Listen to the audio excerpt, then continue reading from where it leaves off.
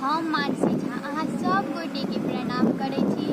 और आइ हम एकटा सावन स्पेशल भोला बाबा के गीत लऽ के एलहुँ हैं। नीक लागत तऽ लाइक करब, कमेंट करब, शेयर करब और संतोष गुप्ता चैनल के ज़्यादा से ज़्यादा सब्सक्राइब और शेयर ज़्यादा करब। जय मिथिला, जय मैथिली। भोला के ठोर किए भेलियै दुख देलियै, भोला के ठोर किए भेलियै दुख देलियै, भोला के ठोर किए भेलियै दुख देलियै। हमहूँ अहाँ लग में अर्जी लगेलहुँ, नव नव के गीत गाबी मर्जी जगेलहुँ।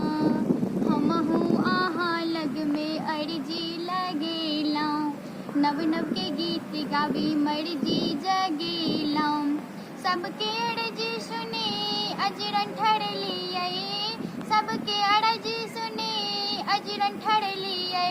हमरा बेरी आँख मुनि लेलियै दुख देलियै, भोला के ठोर किए भेलियै दुख देलियै, भोला के ठोर किए भेलियै दुख देलियै।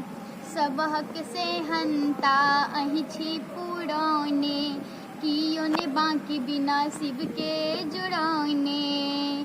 सबहक से हंता अहि छी पुराने, कियो ने बाँकी बिना शिव के जुड़ाने। दर्शन दे बल के बुधारा हमरो, दर्शन दे बल के बुधारा हमरो।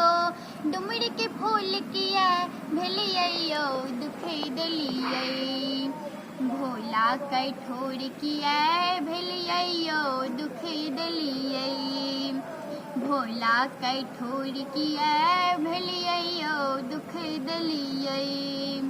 सबहक सुनैत छियै हमरो तऽ सुनियौ, दुनिया के धुन जका बेसी न धुनियौ। सबहक सुनैत छियै हमरो तऽ सुनियौ, दुनिया के धुन जका बेसी न धुनियौ।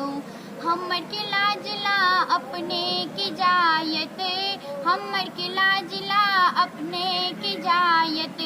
एतबे कलंक सही लेलियै दुख देलियै, भोला के ठोर किए भेलियै दुख देलियै, भोला के ठोर किए भेलियै दुख देलियै, भोला के ठोर किए भेलियै दुख देलियै, भोला के ठोर किए भेलियै।